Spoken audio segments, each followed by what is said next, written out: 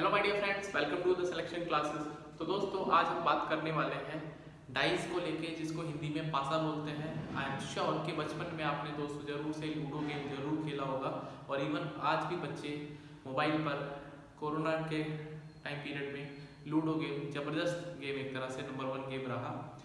तो उसका जो इम्पोर्टेंट टूल होता है डाइस, वो आपने नहीं सोचा होगा बचपन में कि आपको एग्जाम तक परेशान करेगा।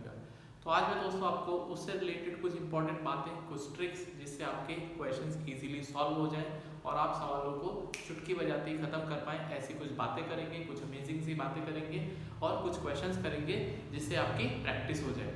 यदि आपका कोई डाउट रह जाता है, हमेशा की तरह बोलता हूँ, आप मुझे कमेंट करना, डेफिनेटली आपके कमेंट को हम रिप्लाई करेंगे। तो दोस्तों, जब हम बात करते हैं डाइस की, तो डाइस दोस्तों दो तरह से होते हैं। डाइस एक्चुअली में प्लूरल शब्द है, बहुवचन जिसको बोलते हैं। जो उसका एक वचन है वो डाई होता है, DIE। तो एक डाई मरना भी होता है, एक डाई दोस्तों खेलने वाला भी डाई, ठीक है। तो दो टाइप से दोस्तों क्वेश्चन बनते हैं यहाँ पर, एक तो ओपन डाई और एक क्लोज्ड या फिर पोजीशन बेस्ड,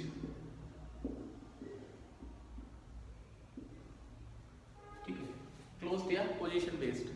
अब ओपन डाई का मतलब क्या है कि जब हम डाइस बनाते हैं तो एक हमें कुछ ओपन फिगर दी जाएगी और ये बोला जाएगा कि इस पर्टिकुलर नंबर के पीछे या अपोजिट फेस कौन सा होगा या कौन सा नंबर इसके पीछे नहीं आएगा।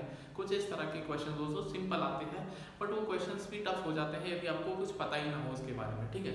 तो सबसे पहले हम बात करेंगे ओपन डाइस के बारे में, फिर हम क्लोज डाइस के क्वेश्चन करेंगे और उसकी ट्रिक बताएंगे।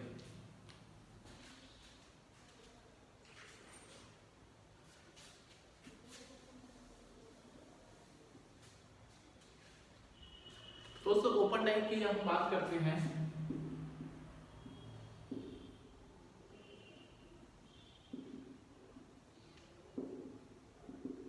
जो भी आपको डाई पढ़ना है, डाइस पढ़ना है, जैसे पढ़ना, ठीक है। तो मैं आपको क्या बताने वाला हूँ, मान लेते हैं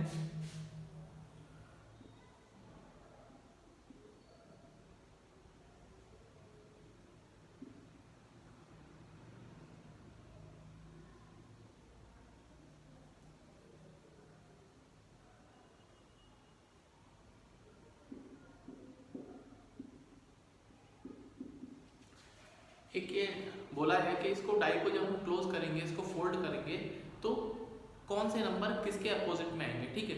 तो आपको याद क्या रखना, आपको ट्रिक क्या समझनी है दोस्तों, कि जो स्ट्रेट लाइन होगी, भाई जो सीधी सीधी रेखाएं हैं, स्ट्रेट लाइन,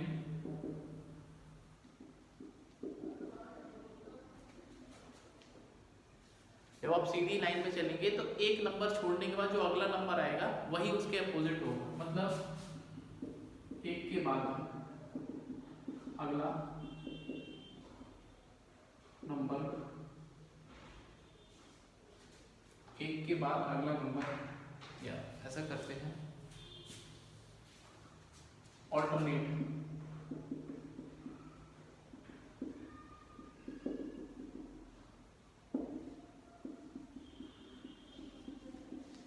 ऑल्टरनेट पोजीशन दोस्तों अपोजिट होती है। मतलब क्या है कि यदि मैं 2 के अपोजिट में आपसे पूछूंगा तो यहाँ पर 3 को छोड़ देना है और 4 पे कमांड करनी है, या फिर तो 2 के अपोजिट में दोस्तों 4 आएगा।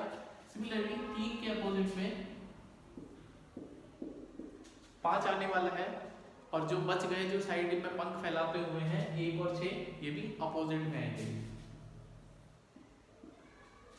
तो ये हम इसको डिकोड कर पाए कि आपको बस यही बात याद रखनी है ओपन डाइस में। एक मिनट, ओपन डाइस में आपको दोस्तों याद रखना है कि जो ऑल्टरनेट होते हैं, एक छोड़ के एक जो आता है, वही एक दूसरे के अपोजिट होते हैं, ठीक है। उम्मीद कर रहा हूँ दोस्तों यही ट्रिक है और यही लॉजिक है, यही दिमाग लगाना, इसके अलावा कोई दिमाग नहीं लगाना, ठीक है। कुछ फिगर्स मैं बनाता हूँ, आप मुझे बताना कौन सा नंबर किसके अपोजिट में आएगा।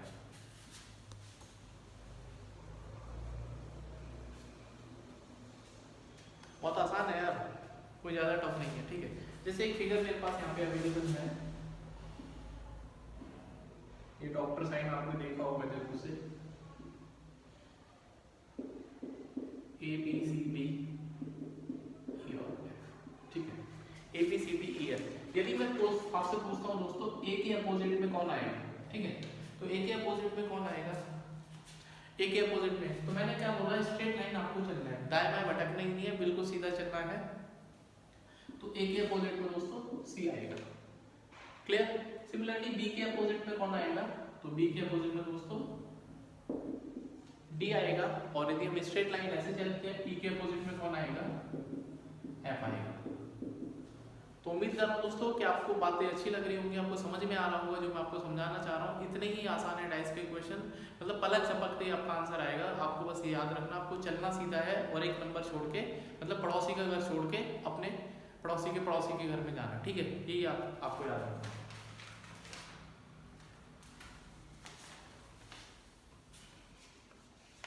कुछ और फिगर मेरे पास अवेलेबल है।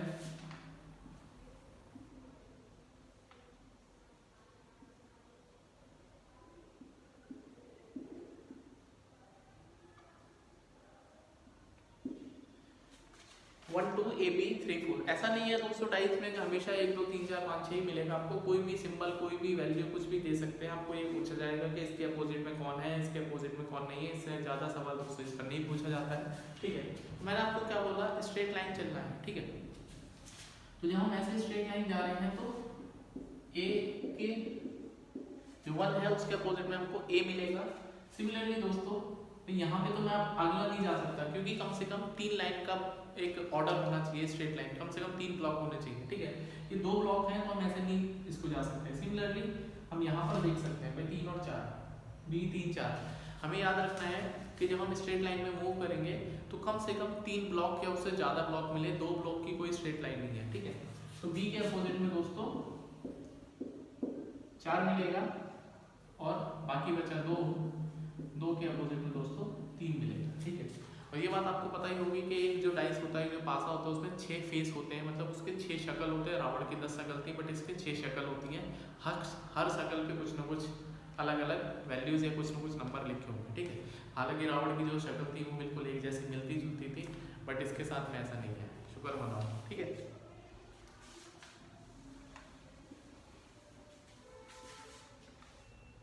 नेक्स्ट दोस्तों एक और फिगर मेरे पास अभी अवेलेबल है, जैसे टी, एक फिगर दे रखी टी,